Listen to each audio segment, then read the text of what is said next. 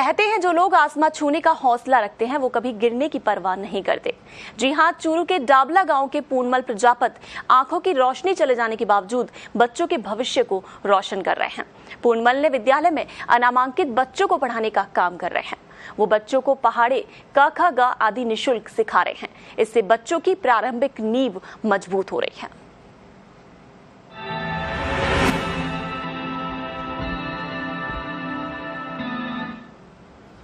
ये है डाबला गांव के पूर्णमल प्रजापत। खुद के जीवन में अंधेरा है, लेकिन वे भविष्य को रोशन करने में जुटे हैं। ऐसी प्रतिभा के धनी पूर्णमल प्रजापत राजकीय माध्यमिक विद्यालय में 8 साल से बच्चों को निःशुल्क पढ़ा रहे हैं। वे बच्चों को गणित में पाइथागोरस प्रमेय बड़े ही रोचक ढंग से समझाते हैं।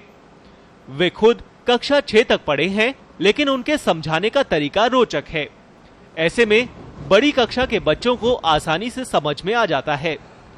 उनके पढ़ाने का जुनून ऐसा है कि वे डाबला गांव ही नहीं बल्कि चूरू की अधिकतर सरकारी स्कूलों में भी बच्चों को निःशुल्क पढ़ाने का काम कर चुके हैं। संख्या तो अब नहीं है, पहले तो ही तो मूल रूप से मैं टाबरा में सिखाने को काम तो पहले भी कराया करता वो कराया करता हूँ। रखा नहीं समझोगा अपन तो ज्ञान है जी, तो इनको वितरण तो करा। बच्चों को बोर्ड पर कैसे पढ़ाते हो आप? ये बोर्ड पर हाथ जचेड़ो है, जचेड़े के हिसाब से लिखता हूँ। नाम लिखना है, संख्या लिखनी है, ऊपर नीचे जिसकी संख्या है वो हाथ दूसरो हाथ बराबर में रखी थी के इशारे से को कट्ठे सियाणु की है हिसाब से आंख संख्या लिखी को जोड़ करना है, बाकी करनी है, गुना करना है, भाग करना है, वो टाबरा समझा जा। पूर्णमल बच्चों की उंगली पकड़कर स्कूल आते हैं। बोर्ड मिल जाता है तो ठीक, वरना वे जमीन पर ही लिखकर छोटे बच्चों को समझाने का प्रयास करते हैं। पूर्णमल प्रजापत विद्यालय में काफी समय से निस्वार्थ भाव से सेवा दे रहे हैं। छोटी कक्षाओं के बच्चों के शिक्षा के स्तर को सुधारने में इसका विशेष योगदान है। अन्य मामलों में इनको अच्छी जानकारी है। पूर्णमल के प्रजापत डाबला से आते हैं और रोजाना स्कूल के समय पर यहाँ पर आते हैं और छोटी कक्षाओं के बच्चों को गणित का अध्यापन करवाते हैं बिना देखे, और उनका शुद्धिकरण भी करवाते हैं बच्चों को।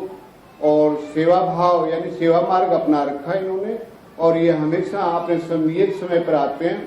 छोटे बच्चों की अंगुली पकड़ करके यहाँ तक आते हैं, और यहाँ आने के बाद में अगर ब्लैक बोर्ड है तब तो ठीक है, अन्यथा वो जमीन पर रेत में लिख करके भी बच्चों को तैयार करवाते हैं। बीमारी में दोनों आंखों की रोशनी खोने के बाद पूर्णमल के जीवन में अंधेरा सा छा गया, लेकिन उन्होंने हौसला नहीं हारा। ज्ञान की रोशनी से भविष्य को संवारने की चाहत मन में बनाए रखी और वे स्कूल में बच्चों के पास आ गए। उनके ज्ञान बांटने का क्रम अनवरत जारी है। त्रिभुज बनायो,